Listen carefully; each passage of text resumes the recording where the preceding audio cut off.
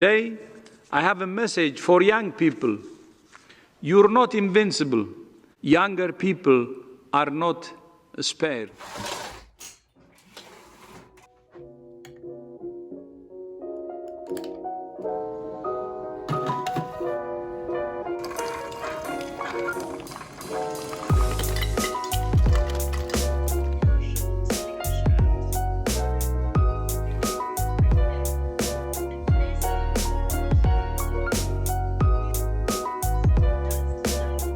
Hello, welcome to my classroom, bedroom, library, gym. I'm Grace Lechner. I'm currently a freshman at Boston University. Well, sort of. I'm currently at home. I'm in North Carolina. All my classes were moved online because of the coronavirus pandemic. So I went back to Boston, packed up all my stuff, and now I'm back with my family, and with my mom, my dad, my brother, my dog, Bill. We are all social distancing. I don't leave the house unless I'm going on a walk. I've been to the grocery store once. A part of me feels like college never happened. I've now been home for over a month now, and I feel like I'm back in high school again, minus the going to school and friends part. I miss a lot of things. I miss my friends the most, both my friends that I made at BU that are all across the country, and my friends from home because I can't see them either. I miss going to class. I miss my routine. I even miss my freshman year dorm, Warren Towers. It is important to note that I am extremely privileged in my situation. I was able first to go back to BU and put all my stuff in storage and come back home.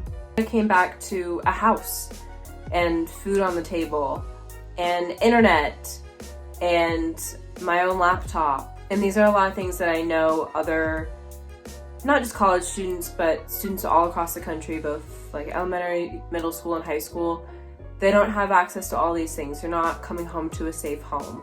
I'm sure international students, especially at a school like BU, with its heavy percentage of international students, struggle to get back home. To get a second perspective on all of this, I interviewed my freshman year roommate and best friend, Jenny Nathan, on how this experience has been for her so far. This is a gem.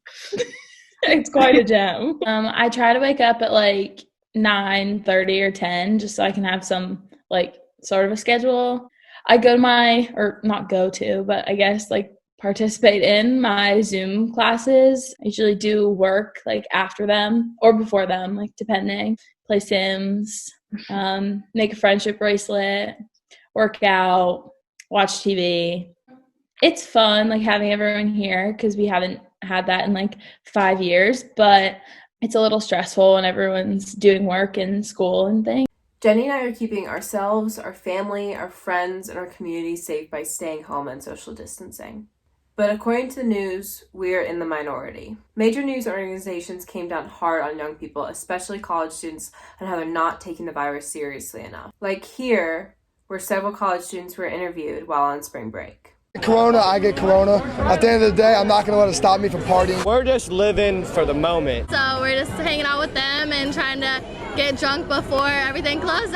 I think they're blowing it way out of proportion. While I interviewed Jenny, I asked her about that news clip. Additionally, I asked her about the many ways that older generations perceive younger generations. While watching this particular interview and seeing the reactions on social media, I found a lot of language that was used by older generations to describe younger generations that I've heard many times. To me, it seemed that older generations were pointing the finger at younger generations saying, look, these are the people that are not following the guidelines. And I asked Jenny about that.